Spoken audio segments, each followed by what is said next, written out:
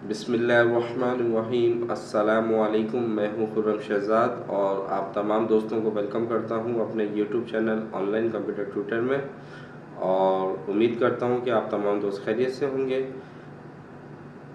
जिन दोस्तों ने अभी तक चैनल को सब्सक्राइब नहीं किया वो चैनल को ज़रूर सब्सक्राइब कर लीजिए। वीडियोज़ अच्छी लगें तो उनको लाइक करें, दोस्तों के साथ शेयर करें, कमेंट्स करें। क्विक बुक्स कि प्रीवियस जितनी भी हमने क्लासेस ली हैं उसमें हमने तकरीबन क्विक बुक को बिल्कुल प्रॉपर तरीके से समझा है। उसका इंटरफेस वगैरह किस तरीके से उस पर काम किया जाता है, वो तमाम चीज़ें हमने, यानी कि जो बेसिक चीज़ें थी वो हमने प्रॉपर तरीके से समझ ली हैं। आज से हम अपने क्विक बुक में एंट्रीज़ को स्टार्ट करेंगे और आज हमारी क्विक बुक की क्लास नंबर 7 है और आज हम इसमें आइटम ऐड करना सीखेंगे।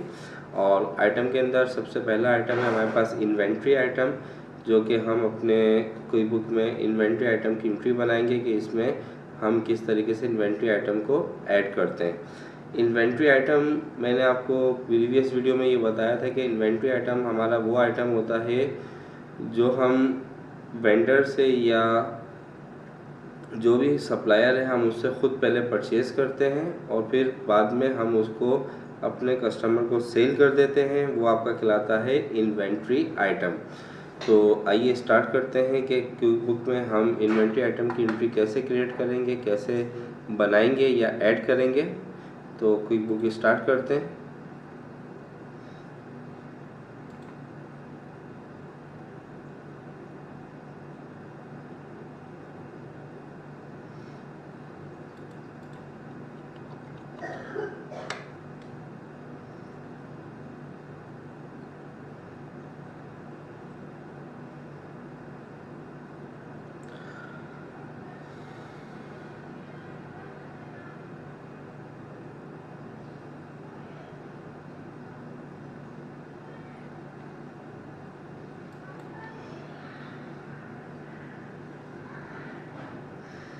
देखिए, आइटम सेट करने के लिए आप लिस्ट में जाएंगे तो यहाँ पे हमारे पास आइटम लिस्ट आ रही है।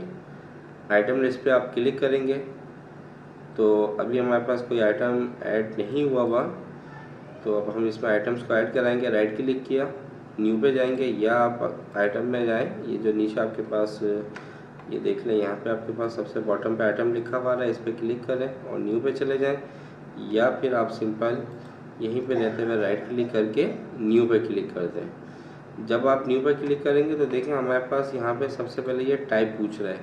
हम अभी जो एंट्री ऐड करेंगे वो हम करेंगे इन्वेंट्री पार्ट की। ठीक है, लिखा हुआ है use for goods you purchase track as inventory and resale, यानी कि जो भी आप इन्वेंट्री परचेज करते हो वेंडर से उसको ट्रैक करेंगे और उसके बाद उसको सेल करेंगे। अब यहाँ पे सबसे पहले आपने आइटम नेम लिखना है, यानी कि आप जो भी सामान वेंडर से ले रहे हैं। जैसे मैं एक कंप्यूटर ले रहा हूँ डेल ऑप्टीप्लेक्स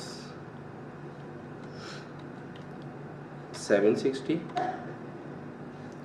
और अगर ये किसी का आपने सब ऑफ आइटम बनाना है तो वो आइटम आप बना सकते हैं, जैसे हमने सब ऑफ अकाउंट बनाना सीखा था।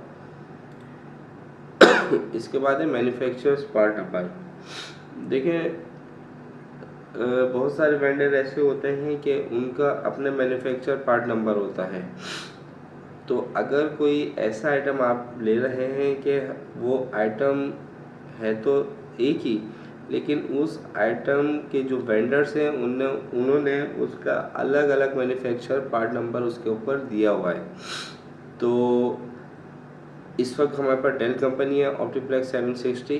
ठीक है, तो 760 डेल ने ही बनाया है, उसका मैन्युफैक्चर पार्ट नंबर तकरीबन सेम ही होगा तमाम जितने भी 760 होंगे।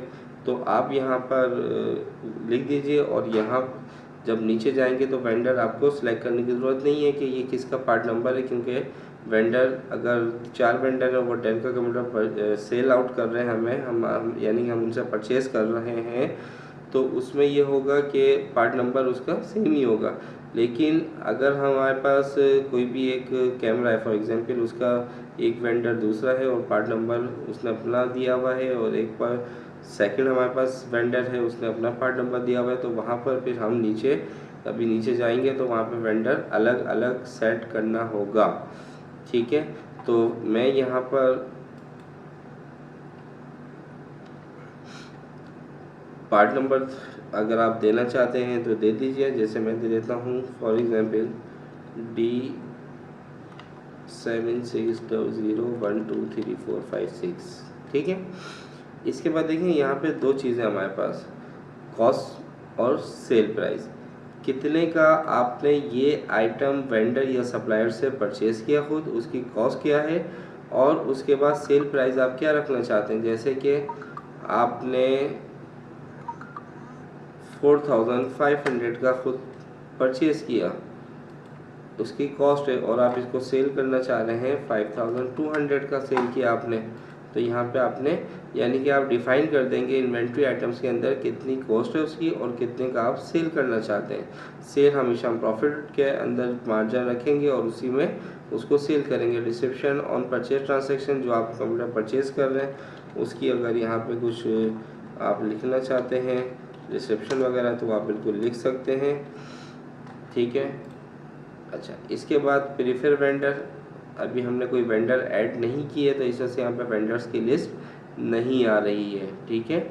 तो जब हम वेंडर की एंट्री बनाना सीखेंगे तो वहाँ पे आपको बता दिया जाएगा। फिलहाल अभी हम यहाँ पर कोई भी वेंडर सिलेक्ट नहीं कर रहे। इसके बाद आपके पास टैक्स अमाउंट है, तो यहाँ पे आपके पास टैक्स कोड, आपने टैक्सेबल सेल्स लिखा हुआ है, यहाँ पे सिलेक्ट किया हुआ है। इनकम अकाउंट, यानी कि जब आप सेल करेंगे तो ये पैसा किस में आए, तो हम यहाँ से ले लेते हैं।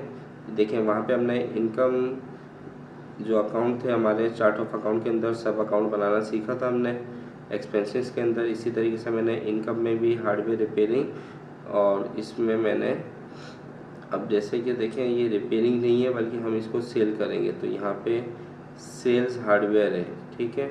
तो यहाँ पे हम क्लिक कर देते हैं इसको, सेल्स हार्डवेयर के हेड ऑफ अकाउंट में इनकम अकाउंट ले लेते हैं।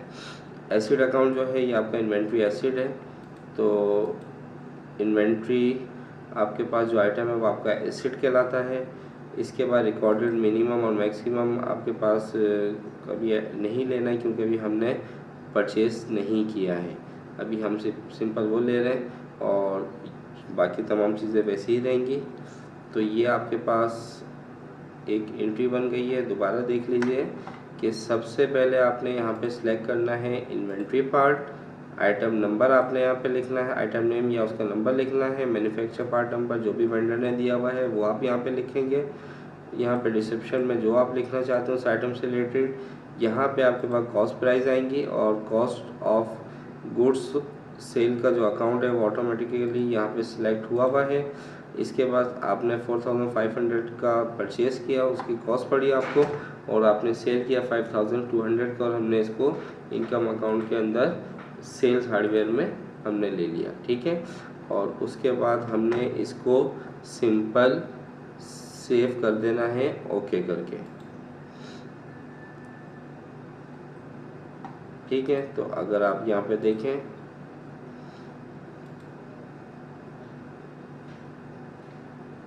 ये आ गई हमारे पास डेल ऑप्टीप्लेक्स, ये आइटम आपने इंटर किया और ये हमारे पास इन्वेंट्री पार्ट है और ये इसकी प्राइस आ गई। और अभी हमने टोटल कितना परचेज़ किया वो हम नहीं इंटर किया हमने, ठीक है। एक दफ़ा दोबारा देख लिए, फाइल पे जाएंगे, लिस्ट पे जाएंगे, आइटम लिस्ट पे जाने के बाद राइट क्लिक करके न्यू इन्वेंट्री पार्ट को सिलेक्ट करेंगे। अब मैं यहाँ पर एक लैपटॉप परचेज़ कर रहा हूँ, तो यहाँ पे मैंने लिखा HP DV6000 लैपटॉप, ठीक है। इसका मैन्युफैक्चरिंग पार्ट लिख देंगे यहाँ पे जो भी है उसका, डिस्क्रिप्शन में लिख दिया